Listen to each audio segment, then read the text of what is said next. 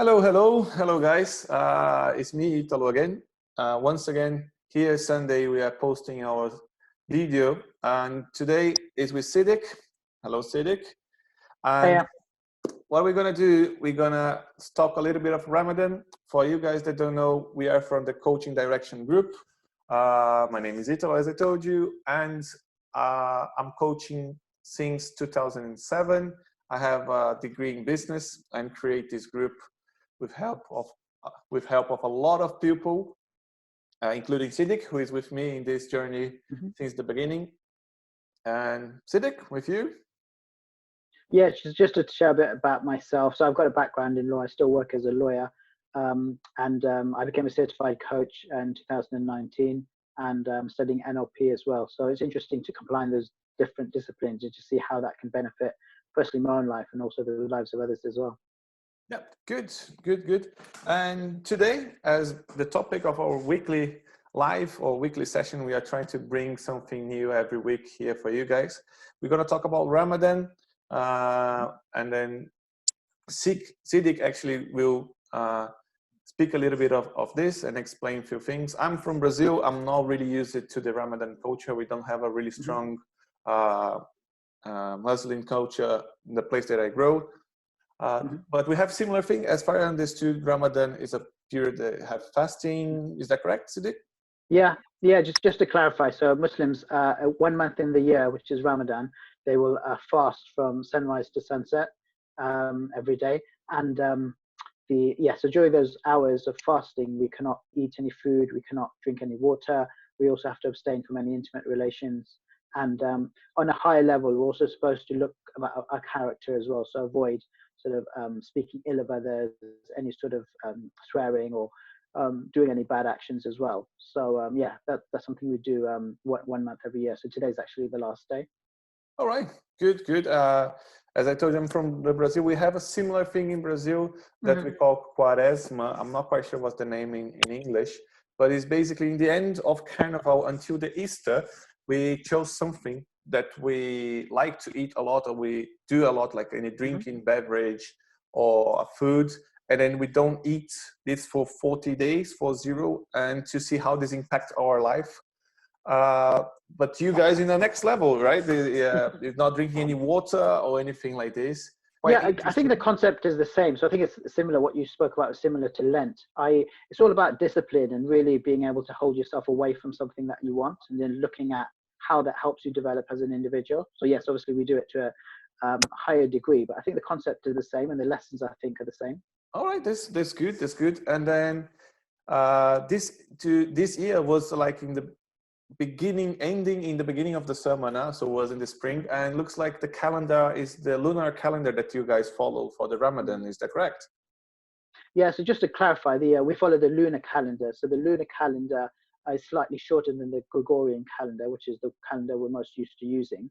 So it's 11 days shorter, and each month has either 29 or 30 days in it. So the effect of that will be that every year it seems as if Ramadan is approaching slightly sooner, which is actually technically correct according to the Gregorian calendar, because it will be 11 days earlier. So that means at some points Ramadan is during the winter, and it's nice and easy because you only have about 6 to 8 hours to fast, and you have lots of time to eat and party. At the moment, it's quite difficult because it's during the summer. So about 17 to 18 hours you're going to be fasting, and the remaining time you've got to eat and sort of just relax and wind down a bit. So, but yeah, that's how it works, and that explains the difference between the time changes. All right, yeah, that's good. And then you have like the unique experience. I hope is that the unique experience to have like a Ramadan and a lockdown running side by side, isn't it? Yeah. So yeah, I mean that's quite a unique experience. I mean, I'm going to deal with that specifically during the course of this discussion.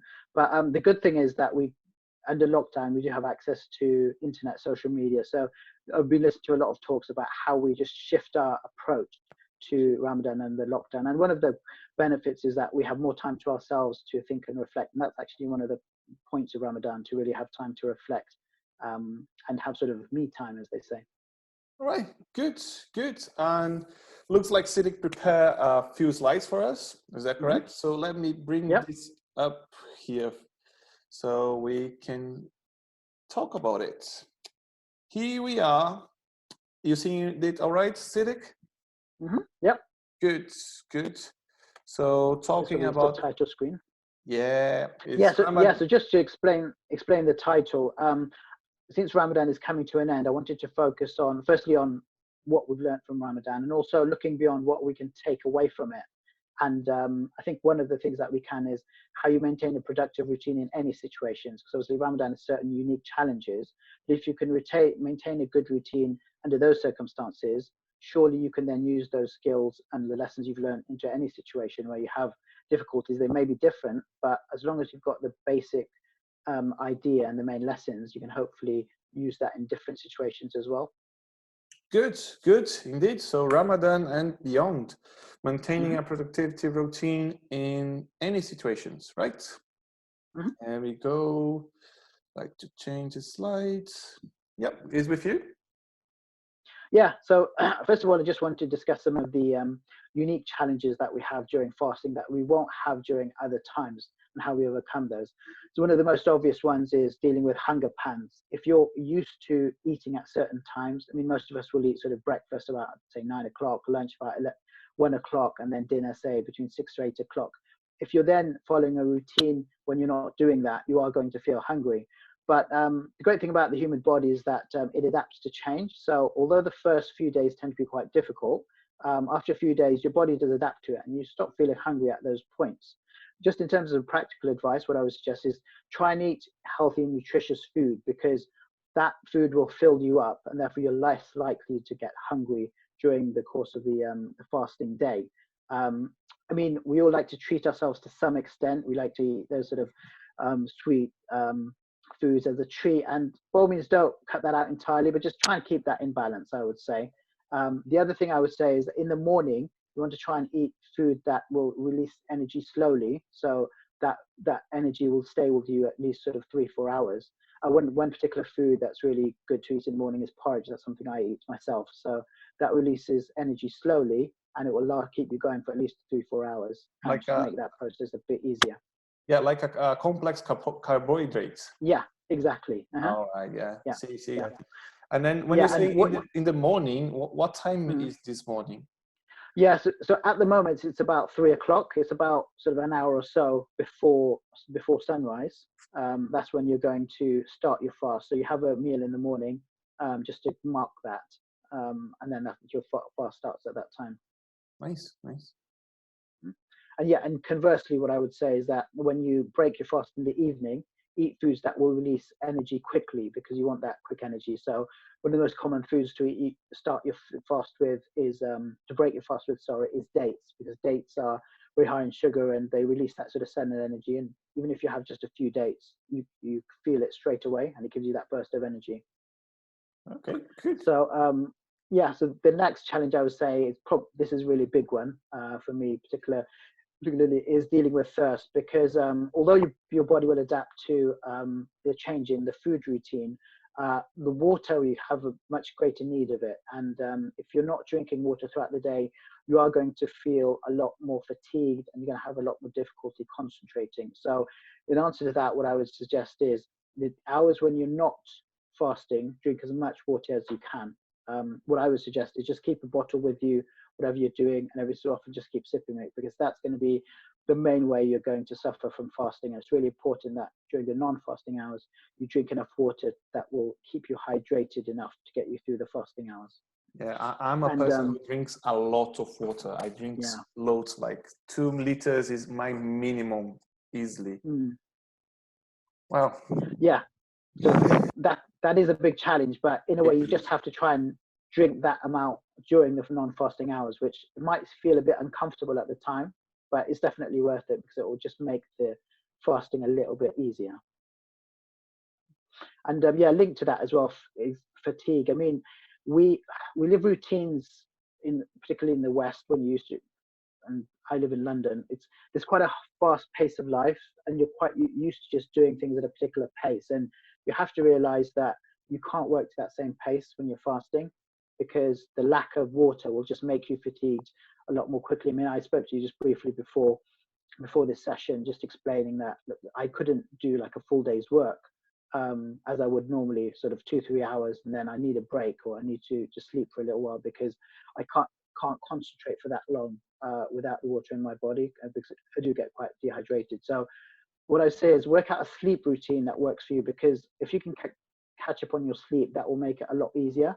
So it may be that you're going to be sleeping at times when you wouldn't normally, and it's a bit easier now in the lockdown when you don't have to necessarily go into work. You may just have, say, like a 30-minute nap after a few hours of work, and that will just rejuvenate you a bit. The other thing I've said in there is understand your sleep cycles. Now, a lot of us, we've been taught that basically you should sleep 6 to 8 hours, and you'll normally sleep those hours. That's between, say, on average, between 10 p.m. and 8 a.m. in the morning. However, it's not just simple as that. The point is you need to get 3 or 4 cycles of sleep in. Now, one cycle of sleep will normally last about 1.5 to 2 hours, according to the individual. Now, at the beginning of the cycle, you're quite awake, and then during the middle, you're going to go into a phase of deep sleep, and then towards the end of the cycle, you're going to be more awake again. So the idea is that during Ramadan, you may not be able to get all your sleep in during those 6 to 8 hours constantly, so you may have to break it up. But try and work out your cycle so that when you go to sleep, you wake up at the end of the cycle rather than in the middle of it when you're going to be in a phase of deep sleep. Because if you wake up in that deep sleep phase, you're going to wake up really fatigued. And the good thing about this is that there are some really useful apps as well. So I've got an app myself, it's called Sleep Cycle. And basically you can set an alarm which does not come on at a particular time. It comes on in a range of times between, say, a half an hour range. And it will monitor your using the microphone how awake you are and what stage of the phase that you are in. And that way, that alarm will then wake you up at the end of the phase rather than the middle of it. And that way you can wake up. When you wake up, you'll wake up quite naturally and feel refreshed rather than waking up in the deep sleep phase where you're going to wake up like really fatigued. Oh, yeah. That makes sense.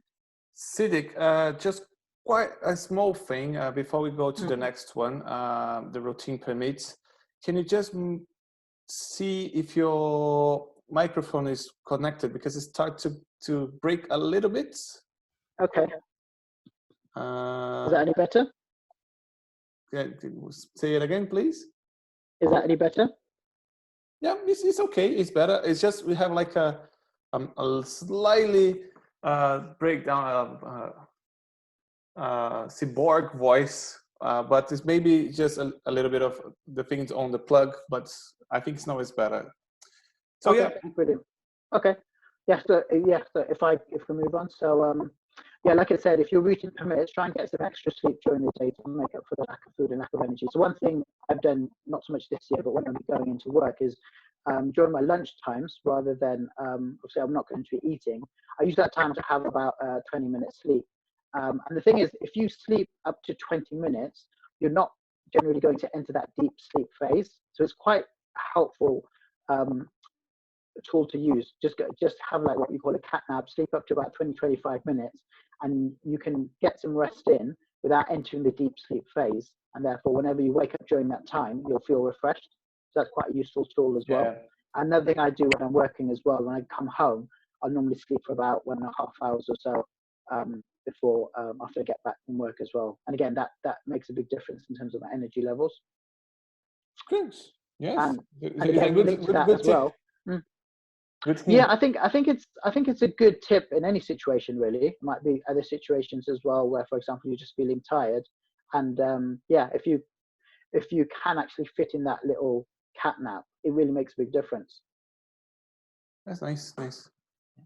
And yeah, again, the linked point about non-productivity, just try and pace yourself and understand you can't work to the same pace as you would normally. So if you're trying to adjust yourself to people who aren't fasting, that's not going to work, because obviously they're going to be doing things at a much sort of faster level. I mean, one thing I found, particularly when I'm interacting with people when I'm fasting, is that I just find it more difficult to interpret what they're saying and keep up with the conversation, particularly as fast goes on. Anything beyond 12 hours, it does get quite challenging. So I think it's really important to pace yourself. And if you can't sleep during that time, just take things a bit more slowly.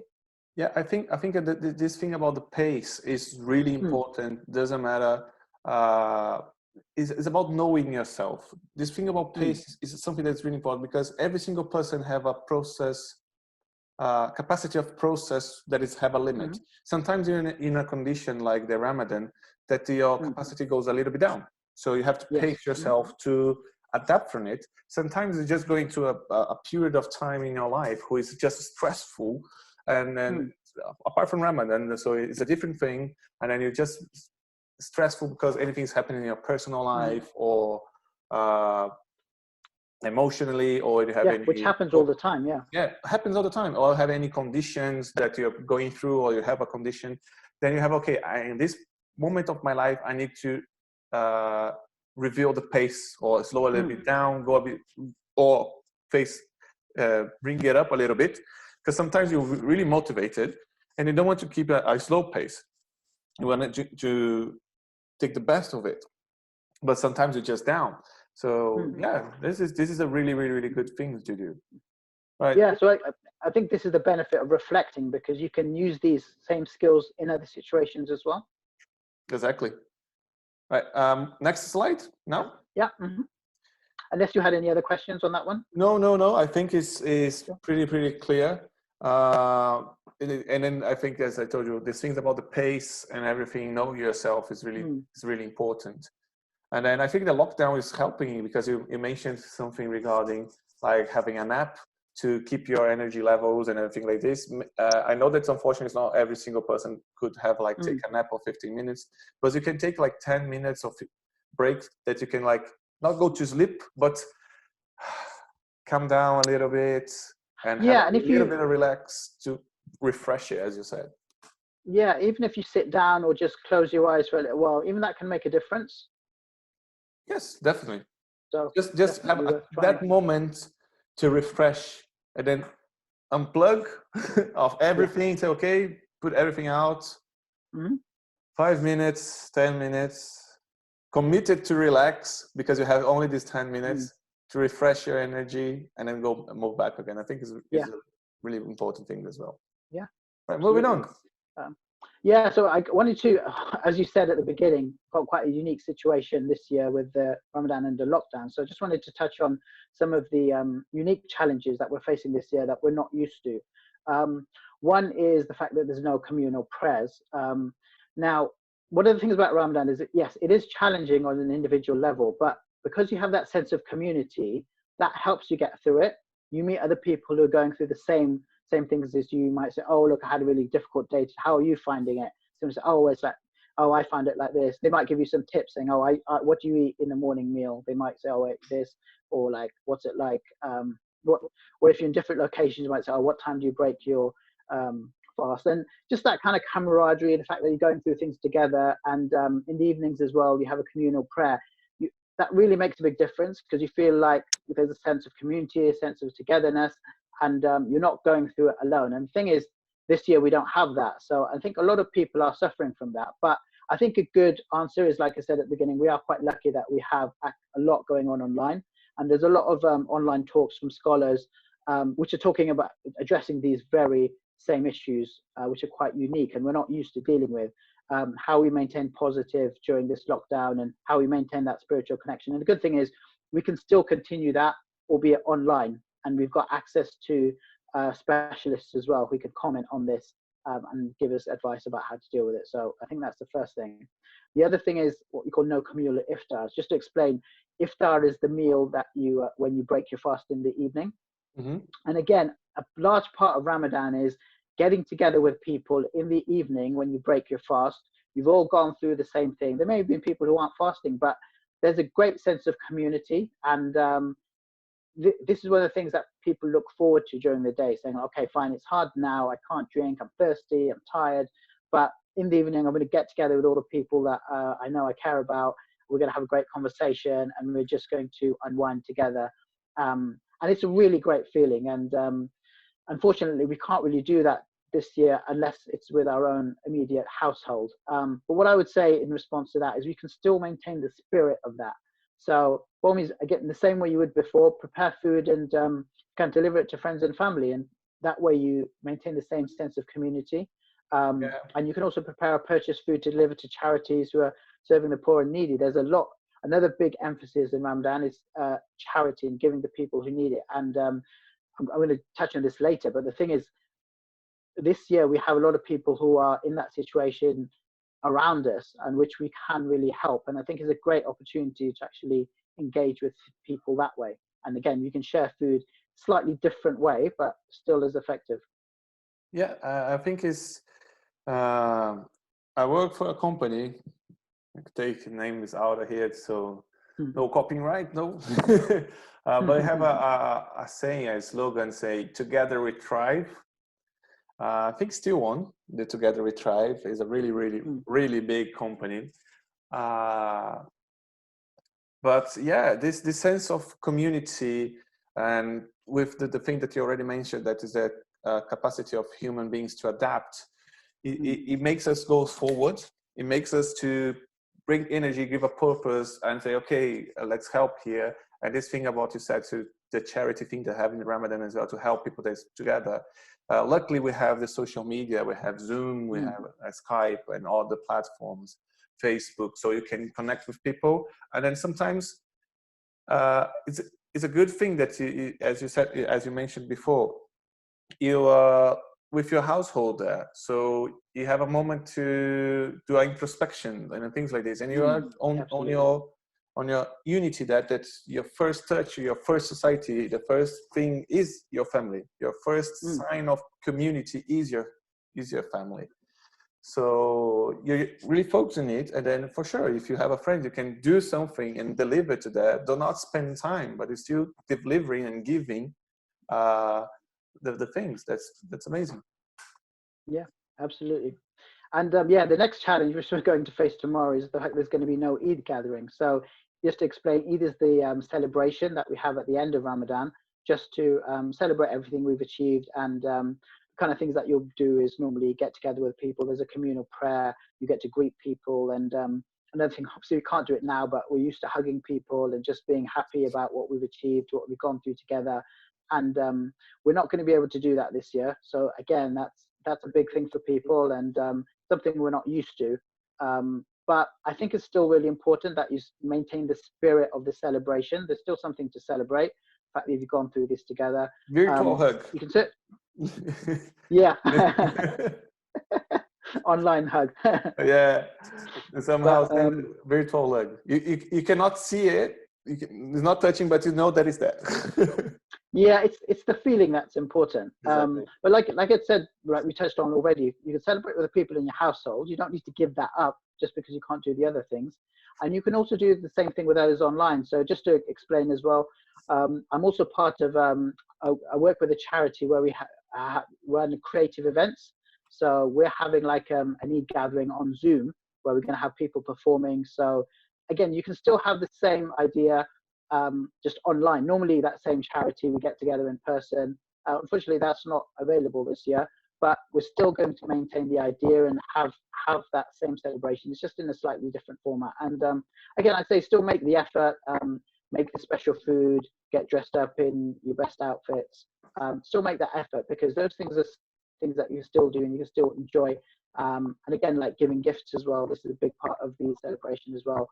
I said, like, just make an effort for those little things that you remind you it's a celebration. That's really important. Whenever you've gone through a challenge, you succeeded in it, it's really important to reward yourself and also like reward other people as well. So really do try and make an effort. I know it's not going to be the same, but like, those little things do make a difference.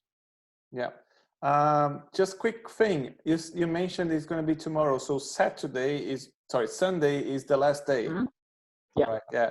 So just probably you guys checking up things. This video is being recorded and uploaded on Sunday. Sorry, recorded on Saturday, but will be uploaded on Sunday. Mm-hmm. Unfortunately, it's not going to be it's not actually live video.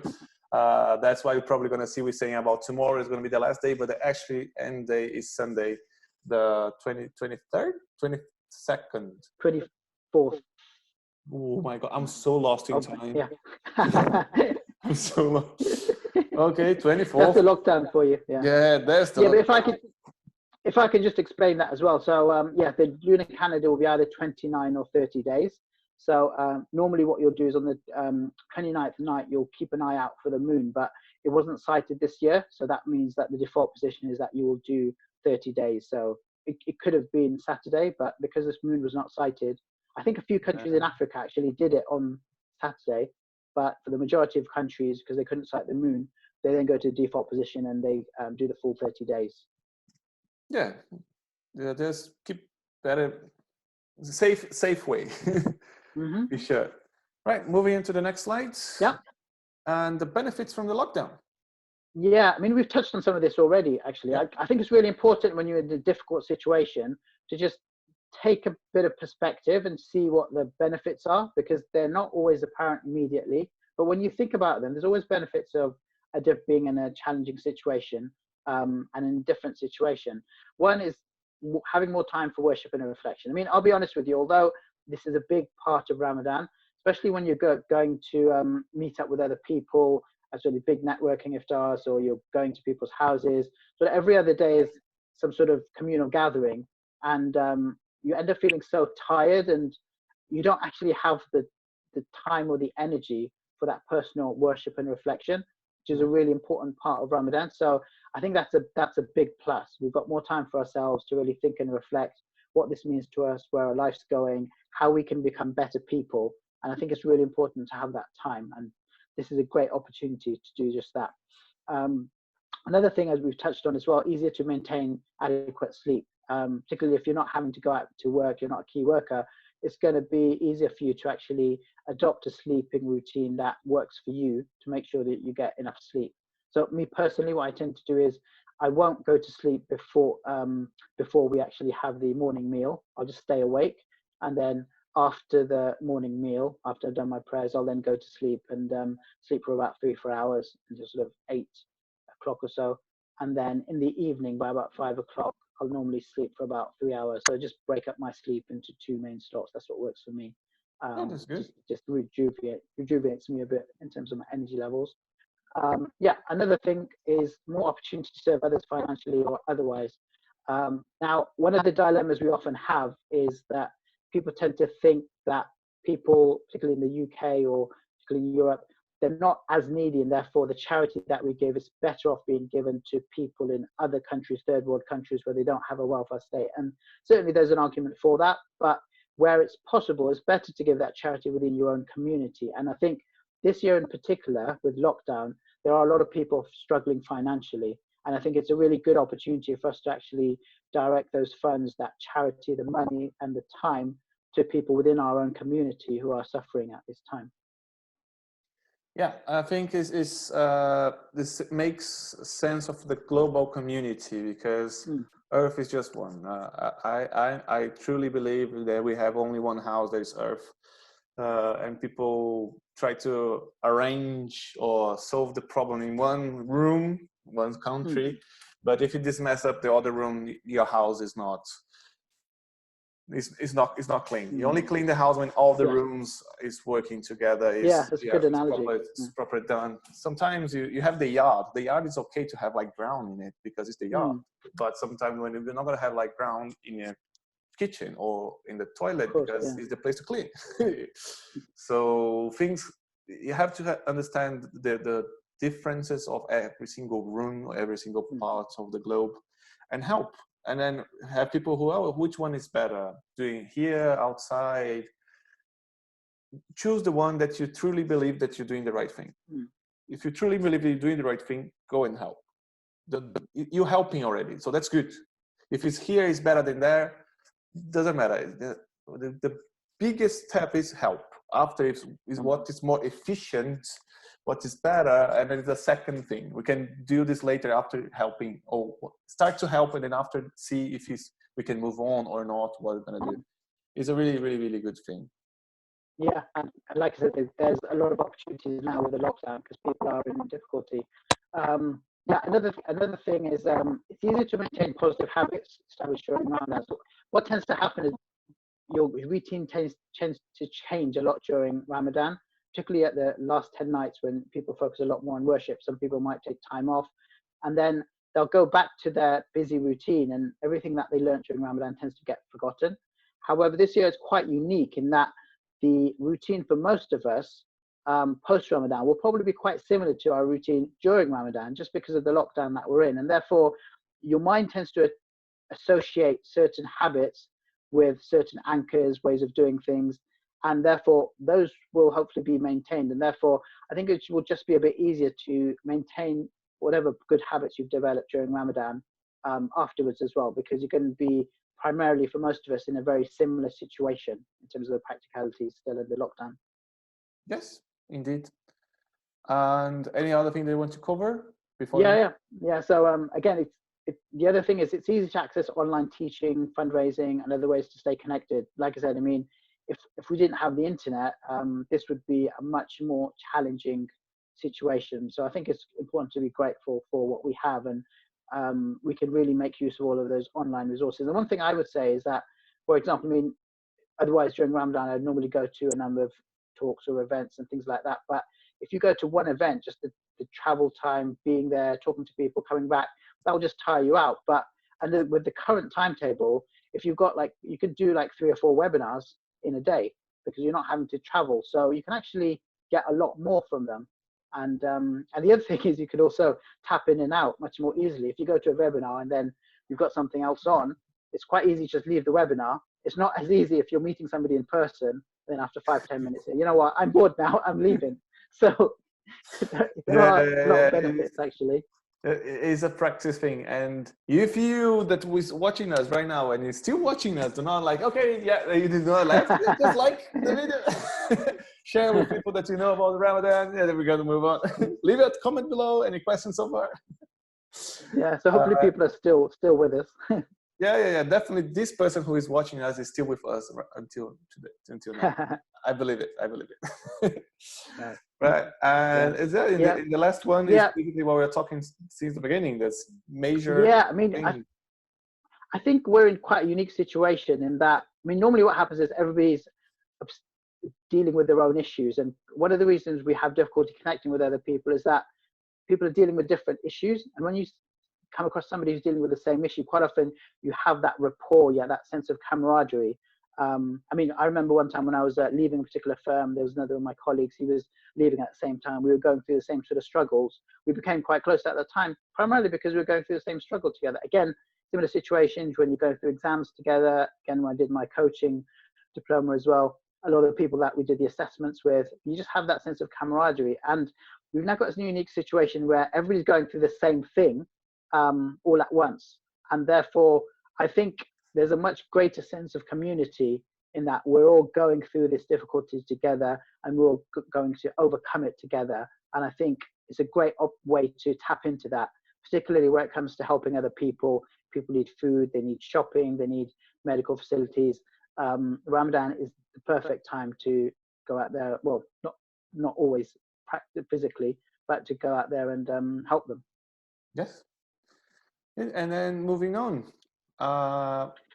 we have here, what are the main takeaways from the fasting routine? Yeah, so I think it's really important to, at this stage, to just think, okay, well, Ramadan is coming to an end now. What have I learned, and what can I continue to benefit from this? So one is, it's really important to understand that delaying gratification can often lead to a greater accomplishment, greater sense of fulfillment. I think our lives today, very much, particularly the media, marketing, the focus is very much about having things straight away. They'll say, oh, don't worry, if you don't have the money, you can get it on credit, pay later. And that has its own benefits, but there's a greater sense of achievement when you delay gratification and could delay fulfillment. And that's particularly relevant to food, for example. That food that you eat when you break your fast tastes amazing because you've delayed that and you've been looking forward to it for so long. And it's really important to tap into that. Again, for example, if you're going on a holiday, you've planned a holiday for say 3 months time, you have something to look forward to. So again, when you're going on that holiday, you really feel it, oh, this is something I've been really looking forward to. And I think it's important to learn that as well, because you can also learn and develop during that time and push yourself that much further. So it's something to remember. Try and just delay that gratification and use that to develop yourself further, push yourself further. And also when you finally achieve it, to just enjoy it more. Yeah, it's dealing a little bit of expectations as far as see for sure. And then when it comes to the point that is food, you have like the whole thing that is okay, I'm gonna eat something, and then you feel you accumulating this hungriness, and then you say okay, and then you have something, then it's like a wish for your desire, and you say, oh, that's so good. Yeah. And as well as the expectation, and as you said, if you have this in mind, you're going to be able to, okay, it's not going to be that time, and then you're going to be really sure what you want. You're not going to be spending time like, oh, should I eat now or not? No, you're going to be really sure that you want to eat something, isn't it? Yeah. Just to give you another example, like a few years ago, I did a 30-mile cycle ride to raise money for the mosque, and basically after we did the ride, came back and there was food waiting for us, and that food tasted so amazing after the 30 miles. And the thing is, it wasn't something super extravagant, but I'm sure that if I had just had that meal without having done that cycle ride, it wouldn't have tasted the same. But having done that ride, and particularly with a group of people I was with, and we all shared the food together, and we had that sense of accomplishment, it just tasted so much better. And I think it's important to understand that as well. And I give another example as well. As you may realize, I'm a big Rocky fan as well. I love all the Rocky films. I think there's a lot to learn from that. And in Rocky 4, in fact, Rocky's son asks him, like, how do you feel when you go into the ring? Are you not scared? And he says, well, yes, I do get scared. But you know what? One thing I've learned is that in your life, when you're able to push yourself that much further, go that extra round when you think you can't, that's what will make the difference.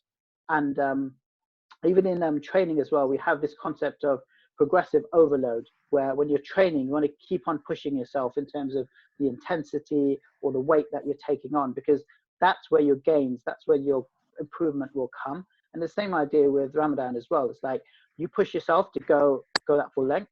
Like I said, at the moment, the fast is quite long, 17, 18 hours. But if you have that mindset saying, look, I'm going to delay my gratification, see if I can do this, see if I can push myself, that's when you will develop. And you can use that in other areas of your life as well. Just think, look, let's just try going a bit more, pushing myself that much further. And your mind will adapt to it, and that will then become your norm. It's about putting yourself out of your comfort zone, into your stretch zone.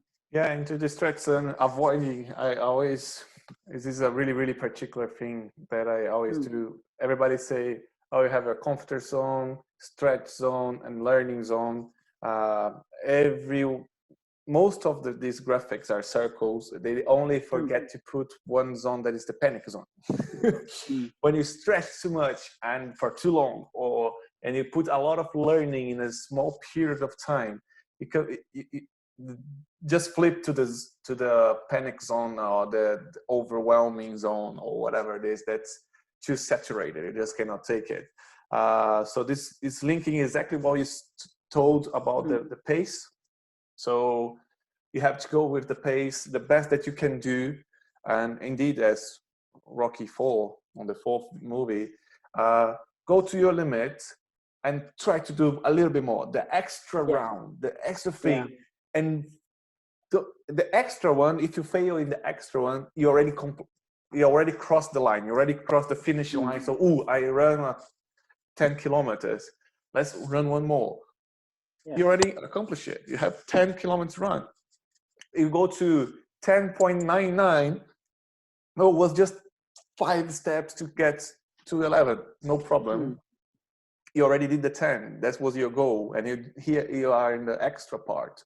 So if you have this aligned with your pace and expectations, that the things that you already spoke before, I think is a really great feeling and a really great thing to always do. Respecting your limits, but always pushing a little bit more. And yeah, it's something that you have a really more intense when it comes to Ramadan, that you have like not just water, not just food. You mentioned like do not talk about bad things or behaviors or intimate relationships or anything like this. So extended in a lot of different areas that for sure covers one of the areas that you're really use as something to relax. So sometimes you just have a good time with your friends, talking things about others. Maybe it's just your time to relax, to take this pressure and put out of something that was in your chest. Maybe you just eat a lot because I'm stressed, and you go and eat, and you have like, normally this is evolved to release the pressure. And somehow, so with this in Ramadan, you're covering all these areas, and then say, okay, guys, let's work out the things, your limits, to go a little bit extra. So yeah, the good thing about Ramadan is that, as I explained, the days are slowly becoming longer. So every day you're pushing yourself that little bit more. So you're not going into the panic zone.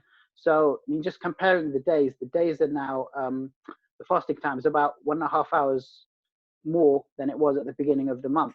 But that increase has been incremental. So every day you're just pushing yourself that little bit more. And it's not enough to get you into panic zone because it's a gradual increase. Yes, that's, well, at least now, when we, a few years after, we're going to be in the other part, we're going to be starting starting easy and starting really, really difficult, and gonna took the pressure. But this is I think I always face the thing that you mentioned about the ability to adapt. So you have a little bit, bit by bit, a little bit more. So you stretch a little bit, and then after, when you go like, oh, it's starting the solstice of summer, and it goes a little bit also. You start with the hard one, you're still fresh, and then after again enjoy more. It's always have a positive side. You always have something. Depend how you face it, basically. But I mean, it all balances out. I mean, I remember listening to a talk as well where somebody raised the thing saying, "Oh, that's not fair because us people in the northern hemisphere, we have much longer fast compared to people at the equator." And he said, "Look, it all balances out because the length of the days in the equator, they're pretty much the same all the time. Whereas people in the northern hemisphere, fine, you have the long summers, but you have the shorter winter time as well. So you get the benefit of it either way." Exactly. So I mean that's certainly one thing. And the other thing as well is that I mentioned this earlier as well, planning some sort of reward for yourself after every accomplishment, so you have something to look forward to. And it's try and really connect yourself to that as much as possible. So I think food is a good example because we tend to have a very sensory relationship with food. Like when you're thinking about what you're going to eat, you can visualize it very quickly, what it's going to look like, what it's going to smell like, what it's going to taste like. And it's really important as well when you're setting yourself any sort of goal, and when you've got some sort of difficulty to go through, picture for yourself in as much clarity as possible from a sensory experience what you're going to get at the end of that, because that's what will motivate you to get through to the end. For food, it's relatively easy to do, but you're going through the same process in your mind. So if you can do it for food, you can do it for something else as well. If it's to get a new job, if it's to find a new partner, if it's to start a new business, you can create that same relationship in your mind. So you think, oh, that's something I'm really looking forward to. Let's focus on what I need to do to get there. So that's the next thing. And then I'd say select a time in the day when you're most productive. You can focus fully and use that time to plan and strategize. So again, in Ramadan, like it's explained, you're going to have probably less productive hours, but that doesn't mean you can't do anything. You're just relaxing all the time. Find that time that works best for you. So me personally, I tend to sort of studies that I'm doing and the writing I'm doing, I tend to be like after I've had my sleep in the morning, I wake up and I put in a few hours of productive work, because during that time I don't feel tired because I've just slept. And again, in the evening as well, after I've slept for a few hours, I tend to then do a bit of worship before I break my fast, because normally that's going to be the best time. After you've slept for a few hours, you wake up, you're going to be slightly refreshed, you're going to have that energy. So see what works for you and find that time when you can have those productive slots, and you can get things done. And again, this is what I linked to before as well. Make sure you stay connected to your community, and you can use that sort of we are in this together mentality, because that really works. Knowing that you're doing something as a group and you're trying to get through things together really makes a big difference. I mean, another example I can give is, well, not so much now, but I used to do a lot of classes at the gym where you have like sort of HIIT classes, you're pushing yourself and you work together. And what I always find is that I always push myself more physically when I'm in that class environment than when I'm training on my own, because you have that mindset saying, look, we're all in this together. We don't want to let the team down. And I think that's really important during Ramadan and the lockdown, that you stay connected with the community and you don't just have that feeling saying, oh, it's just me, I'm going through this hardship on my own. We're all in this together and we're all going to get through it together. Yeah, exactly. Right. And yeah, it's pretty much stay together. It's like stay committed to, connected to your community. Next slide. Lessons from Ramadan. Yep. So I want to just broaden it out a bit now. We've spoken about some of the practicalities, but the question is, what can you learn from Ramadan and apply it to other areas? So when we set yourself a daily, weekly, or monthly goals, I think when when it comes to goal setting, you want to be as specific as possible, so you can measure those goals and see how well you've done compared to the targets that you set yourself. So even something for Ramadan, where the kind of things we'll be doing, it's important to just quantify that in terms of your worship, how much you're going to worship, during what hours, giving charity, how much money, how many different charities you're going to give money to, how many people, how many organizations you're going to volunteer for, how many hours in the week, helping others, removing bad habits, rather than just leave it vague. Be specific. You might say, I'm going to give up smoking, or I'm going to give up sugary food, or I'm going to give up complaining, for example. Be as specific as possible what you're going to work on, and then review it and see how you've got on, because that will make it much easier for you to do that. And I would say that applies to anything outside of Ramadan as well, in terms of your goals. Be as specific as possible and review your progress. Yeah, That brings me on to the next. Yeah, sorry. no, I think one of the habits that I think is really, really bad and is really, really common as well. As you say, the habit to be complaining about the things. First, because few people think that if they complain about something, they will get something extra. But this is not the majority. We have people who actually don't see that they are complaining about everything all the time. They stop to be grateful. They are grateful for a lot of things, but at the same time they are complaining about all the others. If you're complaining a lot and you're not actually taking action to solve it, or complaining to someone in order to take a solution, in order to improve something, it's just a bad habit that's gonna drain your energy. You're gonna drain your mental health, because you're gonna say, "Oh, this is bad." But what is moving on? What's happening? How can you avoid this? No, it's just bad, and it's gonna be making the person feel stuck as well. Most of the people that I talk, and people, a few coaches that get it, people that comes to me seeking for advice or coaching or anything like this, and I always say, try to make a note every time you complain about something, and then see on these lists, cross the ones that you are complaining because you want to solve it, so you complain to someone to solve it, or you complain in order to solve it somehow. If you have more of them that you take out than that you complain just for complain, okay. But if you're complaining to complain more than complaining to actually do something, you have to stop. You have to stop. It's going to drain your energy. And then always, not a single person came to me, come say, yeah, no, I'm complaining, but normally I'm complaining more to solve the problem. All of them say, I'm complaining, and then I looks like I'm obsessed now, because I noticed that I'm complaining a lot. And then every single person flicks it, I'm complaining a lot, and not to solve the case. I'm complaining because the habit of complaining is just a bad habit. Because brings the false sensation that you are doing something. You're complaining, saying someone, "Oh, this should be better." Okay, you complain this to someone, that should be better. Okay, it could be true, but are you doing something? No, you're not. And you talk to someone that will do something, or will be aware how to solve it. No. So it creates this false feeling of, oh, I did something, or I warned someone to do something, and actually not. It's just gonna keep repeating, and it become exhausted about nothing has been done. But you don't complain to the right person, or do not take any action or anything like this, and then it's just drain your energy or mental health. That's how it works. I think that's a really important point. So one of the concepts you have in coaching is what you focus on is what you get. And the thing is, we do actually have a lot in life to be grateful for. It's just that a lot of us don't appreciate that, and we focus on things that in our minds are not going so well. And I think Ramadan is a great opportunity for that, because it makes you appreciate one thing that a lot of us have a lot of the time, that we certainly, and I'll be honest, it's something I take for granted. It's just having food and water, having those basics.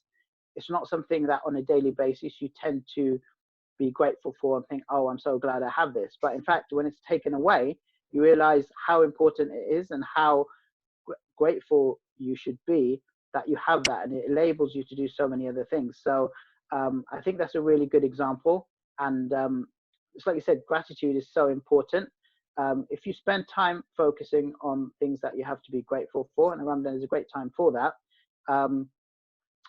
it will just put you in a much better mood, because it will just give you that balance. Fine, there may be things in your life that you're not entirely happy with, but it will make you a lot more balanced. And one of the techniques that, in fact, one of the other coaches of my group suggested is, she said that something they do in her family is that they have a gratitude jar. So every time they come up with something that they should be grateful for, they put it into the jar. And once a year, they open up the jar and they'll read all of those things that they have to be grateful for. And one thing she says she found is that everything that they put in there, they actually receive more of.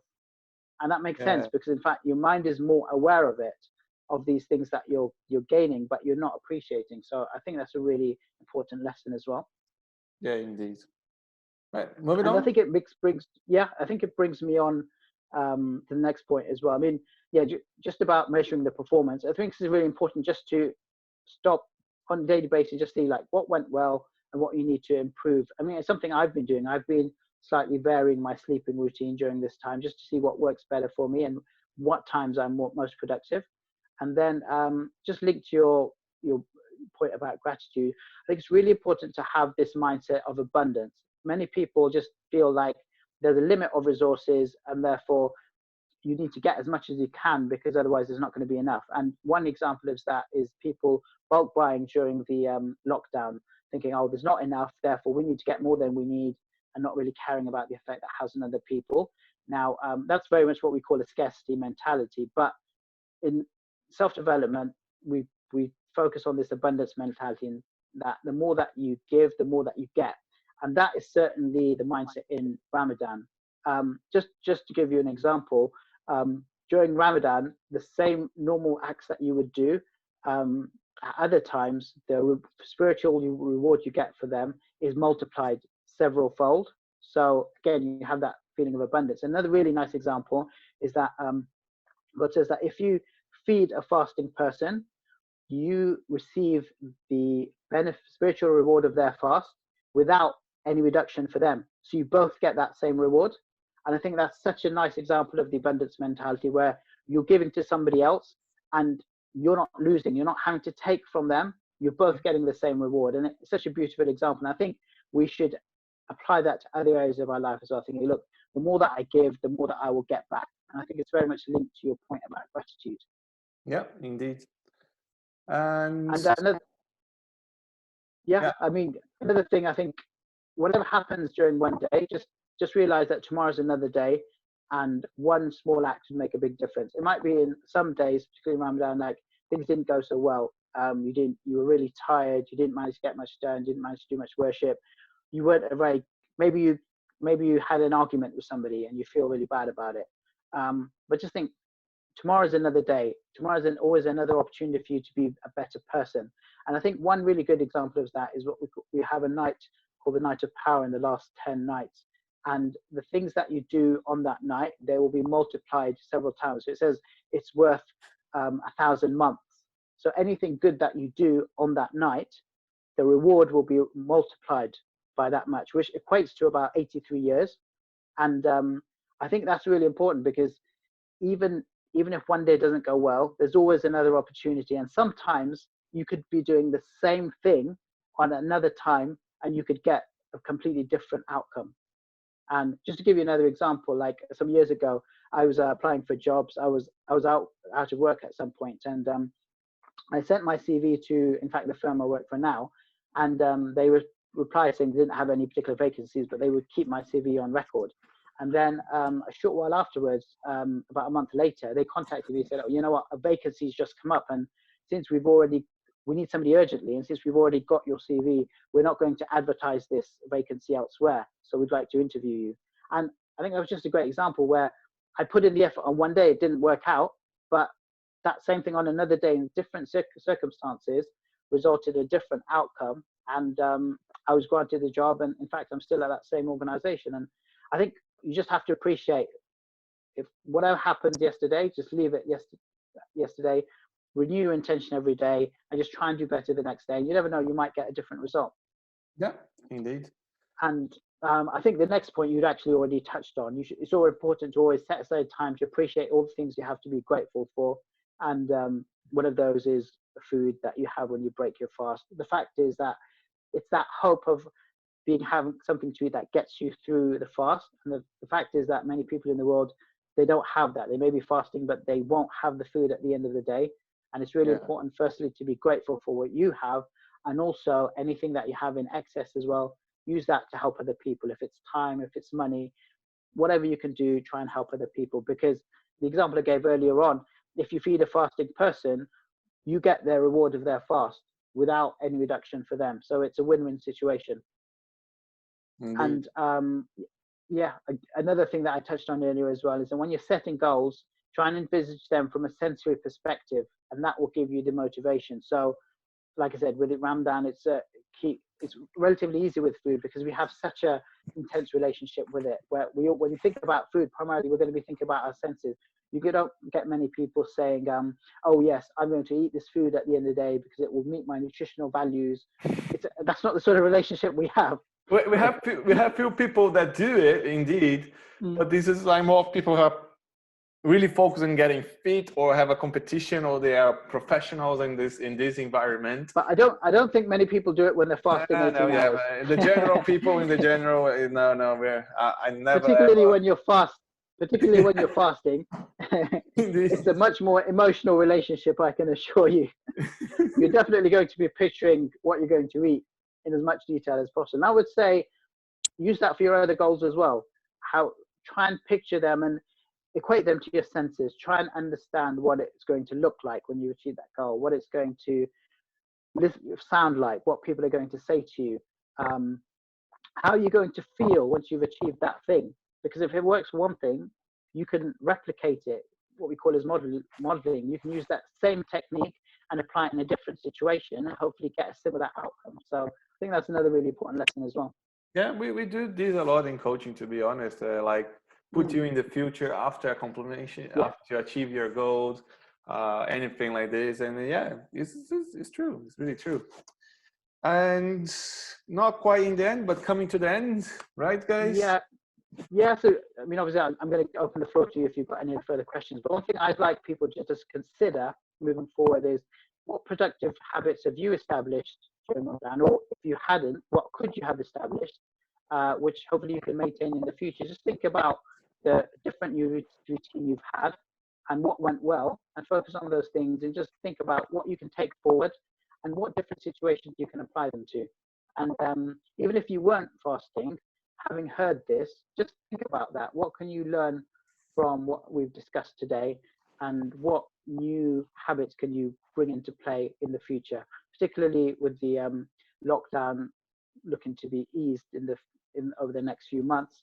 We're going to meet a lot of new challenges, so it's important that we have productive habits that will help us to meet those challenges, and that we're performing at the best level that we can as individuals.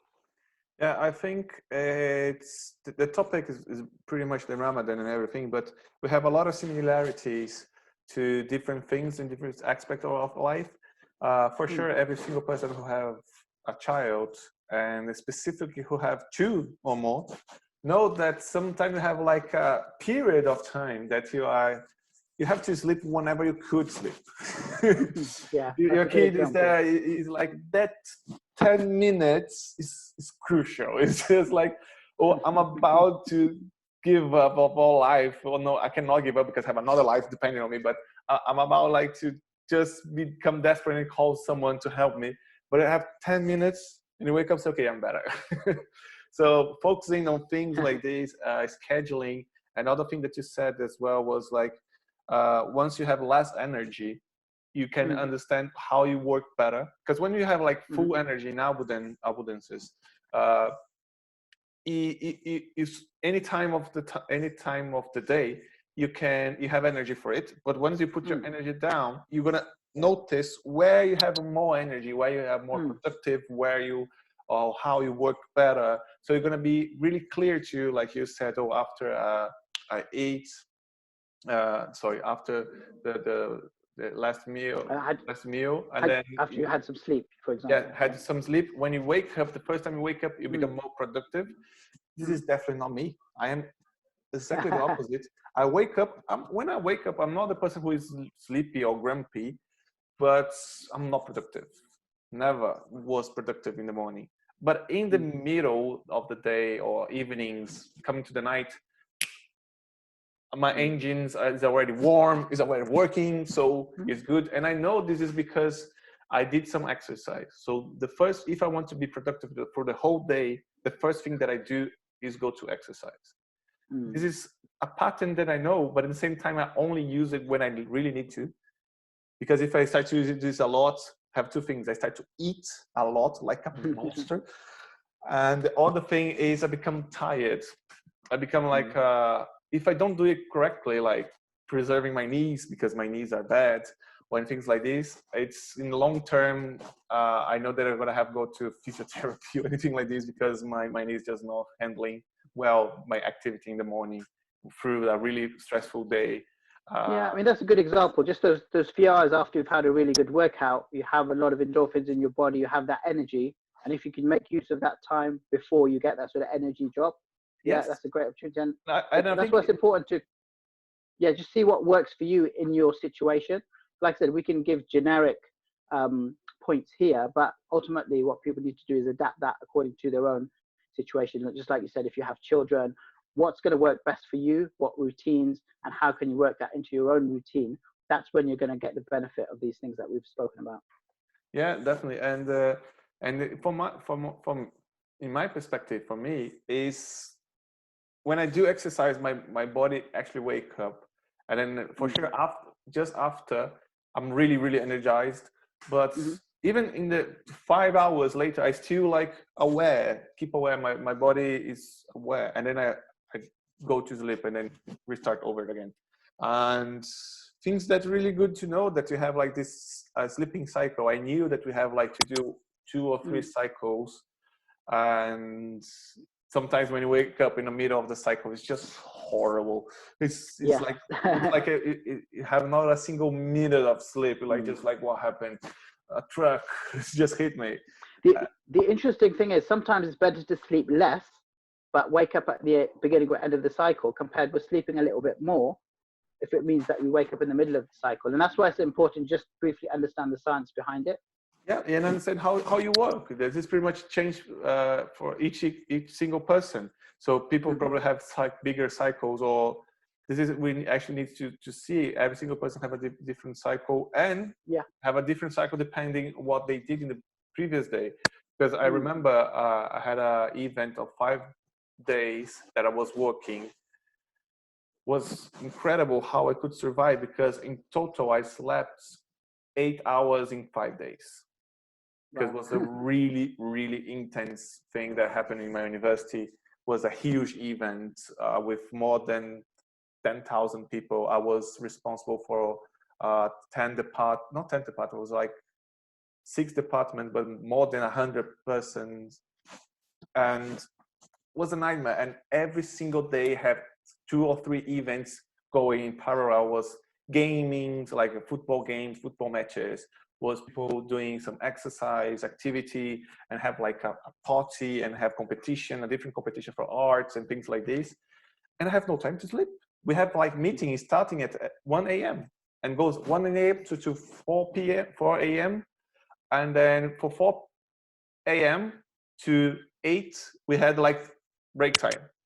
But I want to sleep, I want to eat, I want to take a shower, I want to go to a bed. And so the actual time that I slept was like 1 hour or less than this. And all the rest of the time I was working. And it was really challenging. But then after the 5 days, I slept for like 13 to 14 hours in a row, like in a blink. And I was like, oh, I had to sleep, guys, thank God. I woke up, what happened? And I was like, what year is this? What happened? And I think, guys, I think that's a really good example, because the thing is, if you focus on getting something done, your body will adapt.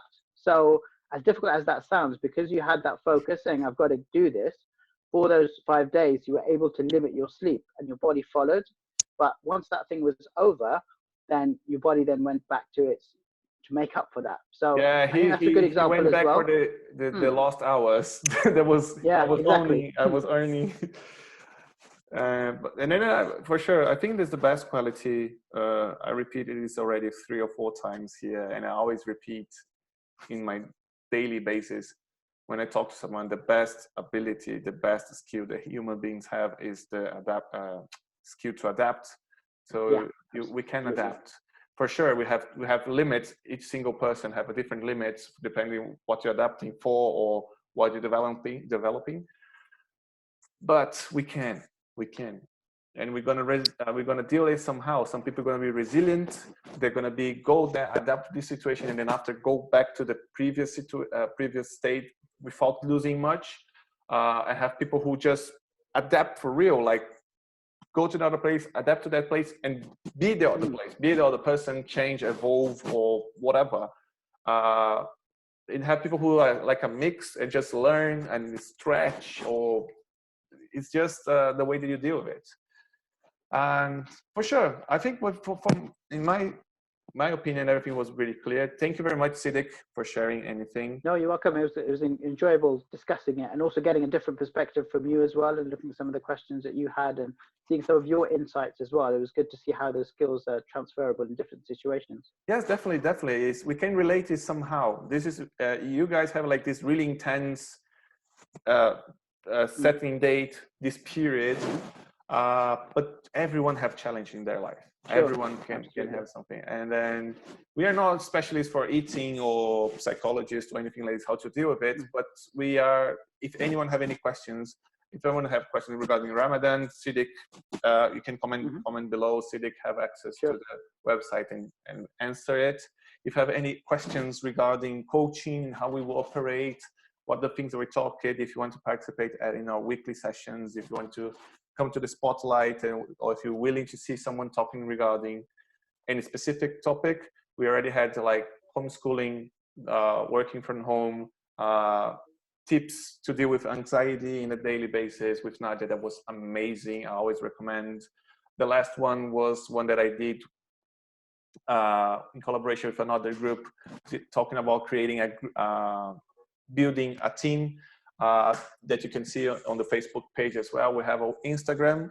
If you don't follow us there, please go to Instagram. You're going to see the coaching direction, at the coaching direction. You can find us there, or on the Facebook page. That's pretty much this one. Anything that you would like to add it, Siddiq, in the ending?